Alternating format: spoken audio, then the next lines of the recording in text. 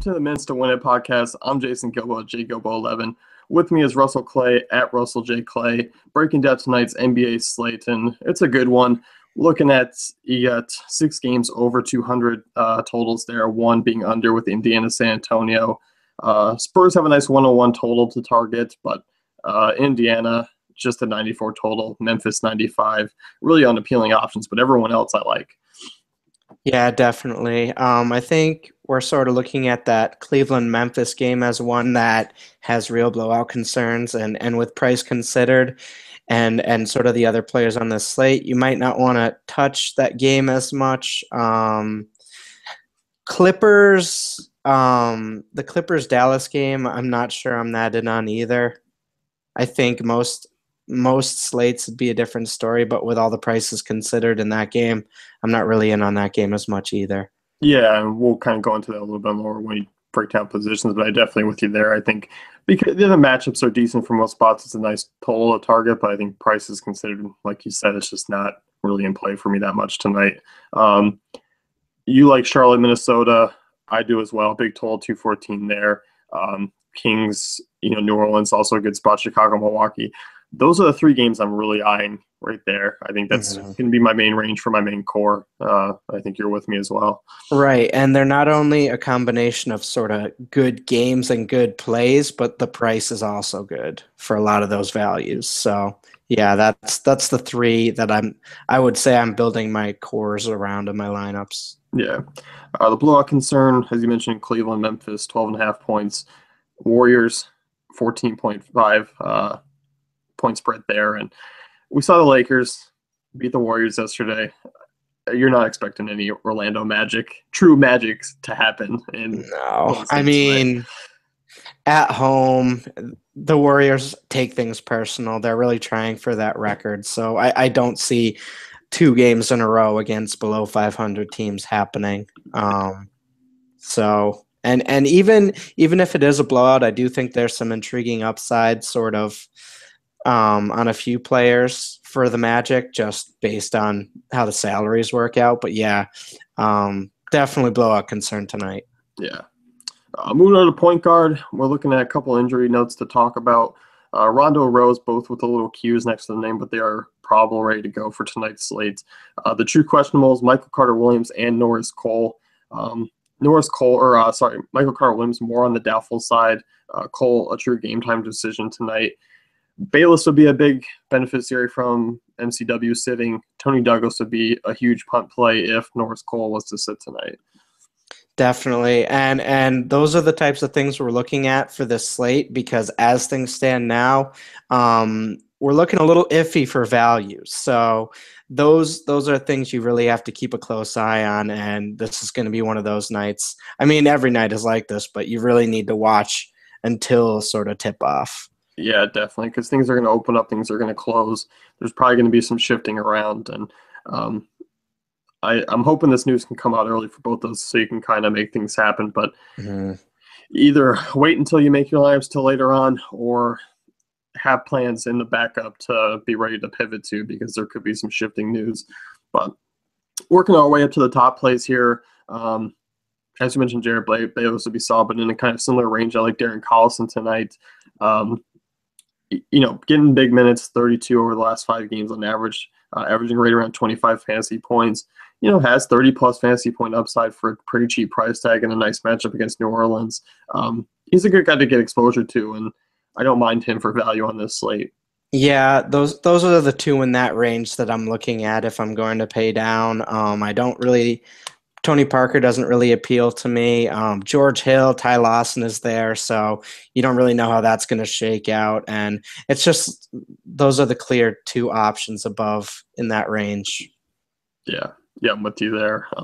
Moving up a little bit, Ricky Rubio, kind of one of my favorite GPP plays tonight, just because he has that 40-plus upside range, that double-double upside for a pretty cheap price tag in a matchup against Kemba, which is it's not unappealing, that's for sure. I mean, Kemba's not a great defender, and Charlotte's been pretty good on the defensive side in limiting points, but Rubio's high efficiency rating and his assist rate, I like him a lot. He doesn't have to score points to score fantasy points.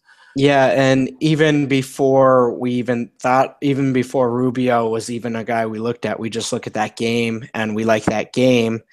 We like Rubio's salary, so things sort of add up for him being a good value. I could see him getting into that 35 to 40 fantasy point range tonight, and if you can get that, that'll at least keep you sort of in that in competition with sort of those higher end options that we're going to talk about. Yeah, and we'll jump up right to those. And Kyrie Irving was the guy you were kind of looking at earlier before today started, and you're kind of pivoting away from him now. And I'll let you. Yeah, no, I do still think he's a safe cash game play. Even in a blowout situation, I think he's going to be in that 30 to 40 fantasy point range, which would be hitting value for him. But when you start to look at the sort of 3 to 4 players around him, especially above him, he just doesn't have the same upside, and he has a lower floor. So when you start to add that together, you're not really saving that much on him. You probably just want to sort of stick to the other options tonight. Yeah, and as you mentioned, there's 3 guys that we're really on. And that's Rajon Rondo, Kemba Walker, and Drew Holiday. And because it's 300 to 600 more from Kyrie Irving, who they possess the same floor but also a much higher upside, you'd rather just pay up for those 3 options. And all 3 of those guys are going to be guys I'm going to be working into my core and paying together or spreading them out a little bit. I like them a lot. And again, I think you can combine 2 of those 3 together in a lot of lineups, and that could be a really good sort of solution for you in lineup construction. Yeah, and I like Rondo's price. I just think 8,000 on DK is a little bit cheaper than what he really should be at, especially when you look at how much he's been, over the course of the season. He's been pretty consistent. And as far as Paul's recent stretch, he's just more of a name appeal at this point. That's why he's 1,700 more. I think when you're looking at cash games, I would want to put Rondo and Drew Holiday. That would be a nice little cash game, nice way to start a cash game lineup. But yeah, getting to Chris Paul, it just doesn't really make sense to pay up for him because I don't see him having that ceiling that really sets him apart from those 8K range guys. Yeah, I see more along the lines of the last game for him where it's 17, 11, and 6. It's about 43 fantasy points. Yes, I mean, he does have 50-plus upside, but you can say that for Rondo. You can say that for Kemba. Holiday, I'm a little skeptical about the upside, but I still think he's a decent cash game option. And Steph Curry, you always want to throw him in a lineup or sort of at least have him in your mind, have him in your consciousness. But tonight, I just love the 8K range guys and more than him at almost 2,500 more on both sides. So yeah, I'm definitely with you there. Curry, always a GPP guy if Magic can keep it close, which they did the last time. And when Curry plays the fourth quarter, he's going to go off. So, yeah, I like that in GPPs, but I'm with you there. I think those 3 guys are the safe ones to target. Moving on to shooting guard, a couple injury concerns. Victor Oladipo, still questionable. Took practice yesterday. Have to say he's more leaning towards playing, which would take Mario Hezonja out of play. Eric Gordon's the one who's out. He's going to be out for some time. So it is Drew Holiday. It is Tony Douglas. It is Norris Cole, who are the backcourt, and then Norris Cole's the one who's questionable. So it could be just Tony Douglas and Drew Holiday really being the big beneficiaries in the backcourt. Right. So yeah, this doesn't really affect shooting guard as much if he's out. So that's pretty intriguing. I think what it opens up at that point guard position, but yeah, pretty much doesn't really do much for this position. Yeah. So, I mean, looking at the top options, Jimmy Butler's the one for me if I'm paying up. And, I mean, the guy came right back from the knee injury and just looked like his old self again. 24, 11, and 6, and 48 DK points. And against Milwaukee, struggled defensively. I mean, the guy's averaged 31 real points, 5 rebounds, 8 assists against Milwaukee this season in 2 games. Heavy minutes as usual. If I'm paying up, it's going to be for Butler. And again, there's a ton of guys in that 8K range at all positions tonight that are very intriguing. So I don't think he's going to be very high owned just because of some of the other guys that we've talked about and are going to talk about. But he's definitely an interesting contrarian tournament play for me tonight. Yeah, I think so because I think one, you can get a pretty big advantage um, because not a lot of other shooting guards are going to score 40 plus guaranteed points. Sure, Thompson has that upside, Middleton as well. Um, Oladipo can certainly get there when he's going off, but Batum's the only other option that I'm really looking at in that upper tier that I really like tonight because it's good exposure to that high total that Charlotte has, and it's at a decent price tag at a weaker Right. position. Right. If I'm not going Butler, I'm jumping straight down to Batum. He showed last game that he still has some of that upside. Maybe not consistently that upside that he showed maybe a month or a month and a half ago, but he still does have that type of upside, and in a pretty solid matchup, he's a really good play at his price. Yeah, and I'm looking at the previous two games, 31, 33 points, and I think that's a decent floor in tonight's matchup. And I think the 50 point is obviously there when he goes off. Um, I never expect 31 real points out of him just because he's not that type of player, but he's a guy who rebounds well, he assists well, can generate a couple defensive stats. So I triple double upside is more of a consistent thing than an actual 31 point outbreak. Right. So we're getting a little bit lower. The Minnesota guards, shooting guards, Andrew Wiggins and Levine, both at similar prices. Levine's the guy I want. I know you definitely agree with me there. Yeah, just the safer option right now. Obviously, Wiggins has a little more upside, but I think Levine is the safer play, and he's actually a little bit less right now. So, and he's getting the same type of minutes. I mean, they're both getting crazy minutes right now. So they're both not bad plays, but I definitely lean Levine currently. Yeah, I mean, 5 straight games there of 30 or more, or 30 plus fantasy points. Yes, the minutes have just been huge, 37, 39, 39, 41, 36 in the last 5 games. So at that price tag, he's a great play tonight in all formats. And he's not quite the value play that he used to be, but it's still, I mean, at 6K, 5,500, it's hard to really get away from him still, Right. especially Staying with tonight's away slate. staying away from Fournier and Hazonia, regardless of pretty much anything, even if Oladipo doesn't play. Um, the Clippers shooting guard, I'm staying away from that as well. I'm not touching that. Reddick or Crawford. Wesley Matthews probably staying away from that too. I mean, there's just not a lot in this range that's really appealing to me. Yeah, I definitely agree with you there. I mean, you look at Reddick Crawford, it's like,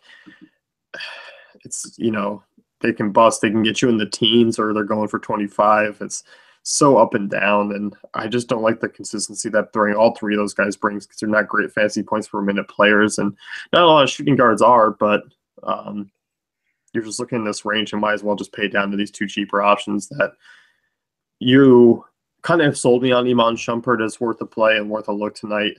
Um, just Yeah, because he's so cheap. I think he's going to get, even in a blowout, I think he's going to get 25 to 30 minutes. Obviously, he's not going to get the 16 rebounds he got the other day against Boston, but I do think he can provide that peripheral stat sort of floor for fantasy points, and I just like that matchup for them tonight. I think Memphis is just really sort of not who they were and not what their perception is right now. Yeah, and I think because shooting guard is so weak, it's you look at Shumpert, sure, he may have a lower floor than what you'd like, but so does Jamal Crawford, so does Wesley Matthews, so does JJ Redick. So why not just take an extra 1,000 off of that and get yourself the same player, um, who just doesn't have the appeal as the other ones, but is almost a particular similar player. Right. If we're looking at strictly minutes, Courtney Lee, 34, 29, 24 in the last game, trending up, getting healthy, playing shooting guard for Charlotte. Another kind of sneaky play if he can get you 20 fantasy points, 25 for that cheap at shooting guard tonight. In that high total, I wouldn't put it against him because it is 111. So I don't see Batum and Kemba both scoring 60 and 50 points. So there's going to have to Right. be other production. And you're not asking Lee or Shumpert to carry your team, you really only need that 20 to 25 points for them to hit for you. So, yeah, no, I definitely think both of those are intriguing. Yeah. And that just kind of shows just how the state of shooting guard is. And it Yeah. doesn't get too much better moving over to small forward. But looking at the top options, it's there's LeBron James, there's Kawhi Leonard, there's Greek Freak. And both because Leonard and Greek Freak are there, it just takes LeBron out of play for me. Right. And you kind of look at it, the LeBron James upside, even if Memphis keeps it close, is his upside that much more than a Kawhi Leonard or Giannis right now? And I would actually say no. And he does have that floor downside of sort of being in a blowout matchup tonight. So yeah, you would rather pay down and sort of get a nicer floor with the same upside. Yeah, no, I definitely agree with you there. And I like both the matchups for Kawhi and Giannis. LeBron's in a good spot, but I just think that discount of paying 1,400 less for those guys is um, going to be huge. So I definitely like that. But I think looking a little bit in that same range, Paul George, obviously the one off the table for obvious reasons, going Yeah. up against Kawhi. So Yeah. that's an easy fade. Exactly. But Chandler Parsons is the other one. He's kind of intriguing just because he's a little bit of a price discount from those guys. And uh, you mentioned it was a good thing is Parsons' ceiling is basically Giannis's and Kawhi's floor. Right. And he is cheaper, so it is reasonable. He does have 40 fantasy point upside. We've seen that pretty recently and pretty quite a few times in the last month that he's sort of put up that 40 to 45 fantasy point range. But what that gets for you is sort of what Giannis and Kawhi, that's sort of in their range of outcomes every night, you know? So you are paying down, and he does have decent upside for his price, but you really, really got to take a hard look at those top two that we were talking about. Yeah, it's just those are the easy guys to jump to tonight. And looking at value, starting to get a little bit iffy. Andre Iguodala is questionable tonight. We've seen Barnes play steadier minutes, averaging 33 over the last 5 games. Hasn't been entirely productive in that span, but in a matchup against Orlando, he definitely has a decent upside for that price tag, as we saw in the last OKC game. Right, and definitely has the talent. It's just kind of the role they have him in now. They don't really ask him to do that much offensively. He does have intriguing upside for what would be perceived as not as much upside. So 5,100, decent price to roll him out there tonight. Yeah, I agree with you there, and I think you're getting a little bit lower. These guys kind of compared to Shumpert and Lee. We're looking at Jeff Green, Shabazz Muhammad, Mike Dunleavy as possible value options if you want to pair one up with a Giannis, one up with a Kawhi.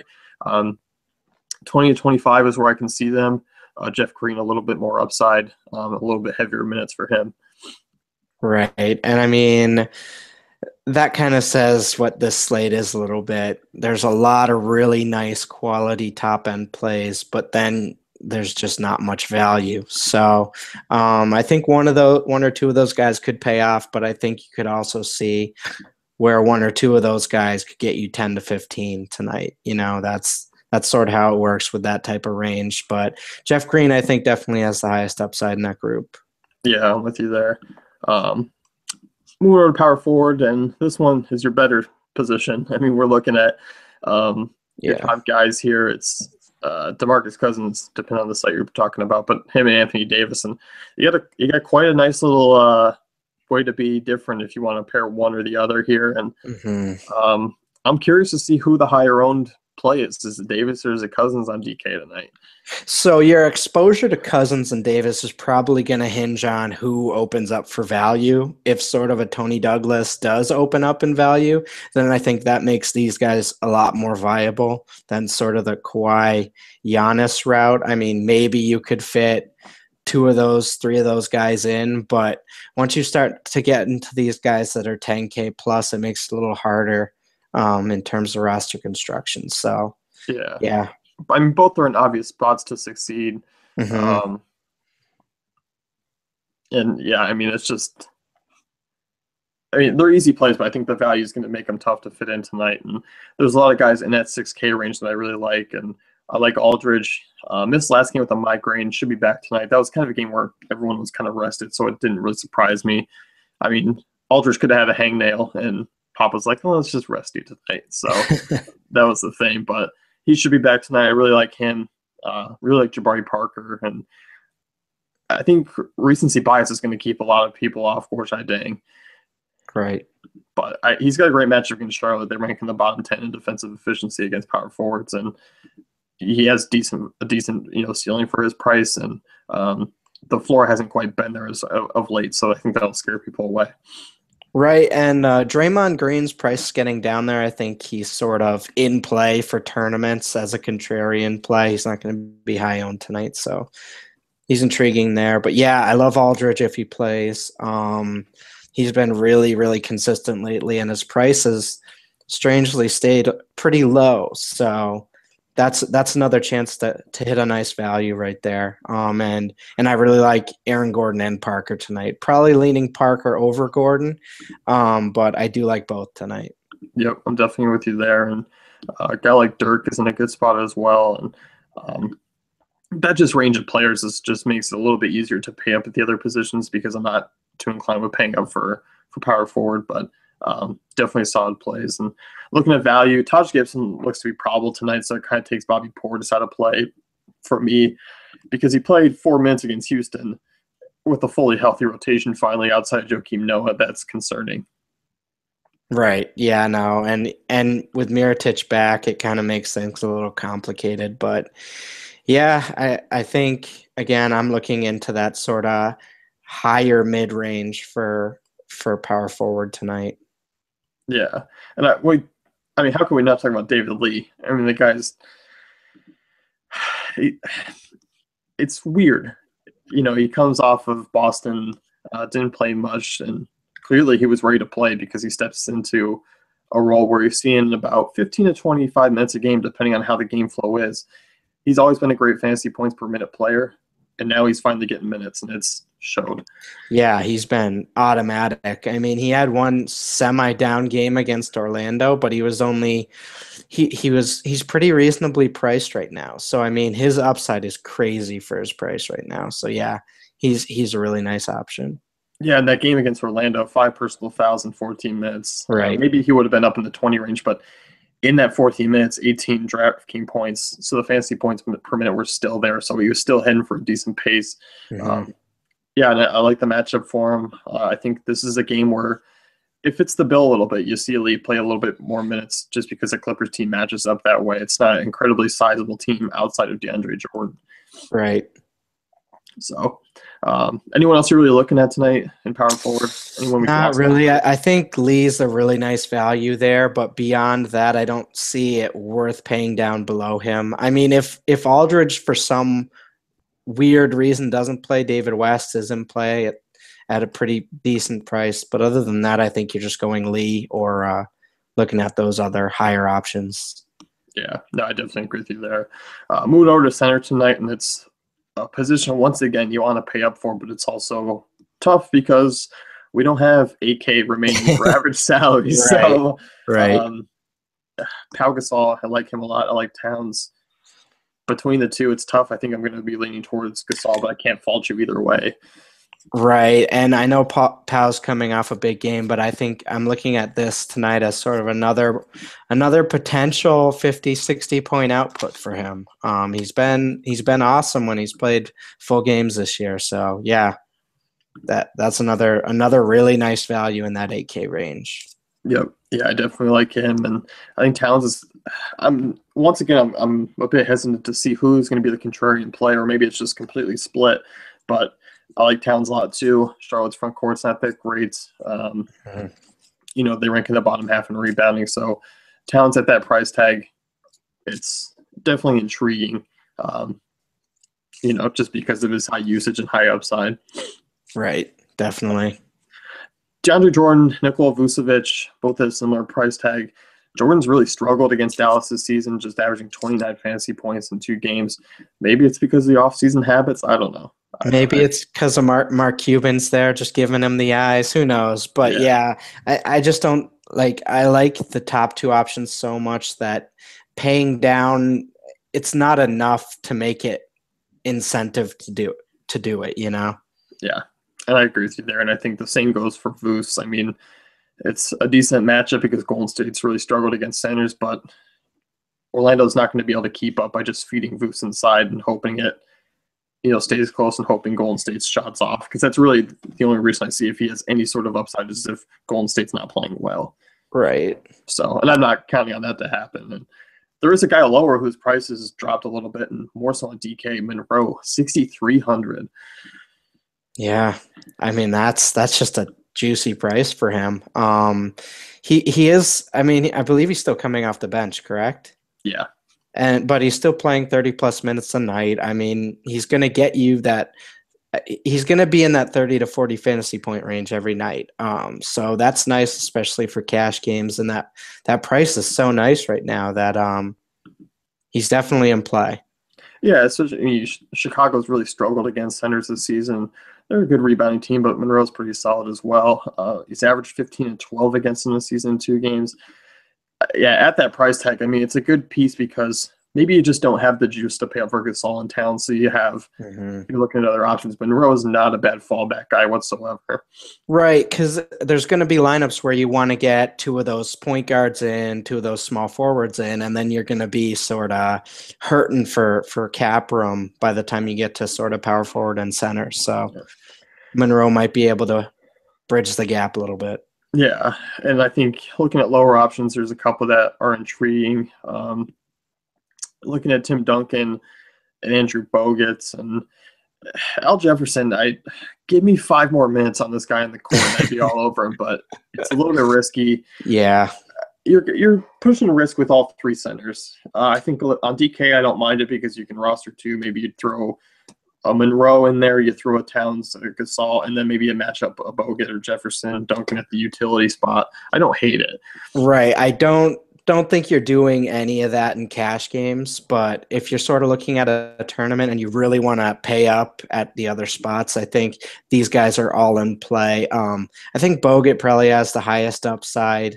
Duncan, I do think Duncan is intriguing tonight, but he doesn't really have the upside that he used to, obviously. But yeah, I think they're all decent tournament shots, but keep them to that. Yeah, no, I'm with you there, and that's gonna wrap things up. Who finishes the highest scoring tonight? Who's the highest scorer? Anyone? Man, I think Giannis is the guy I'm looking at.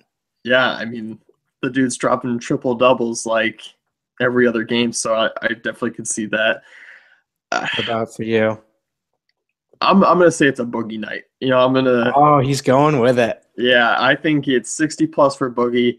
You're gonna be sorry if you played Davis over him on DK. I think that's. I'm gonna say I think Boogie's the guy tonight. But, Boom. There you go. Boom goes Boogie. But that's gonna wrap things up here. Check out dailyfantasycafe.com for all our great tools and content.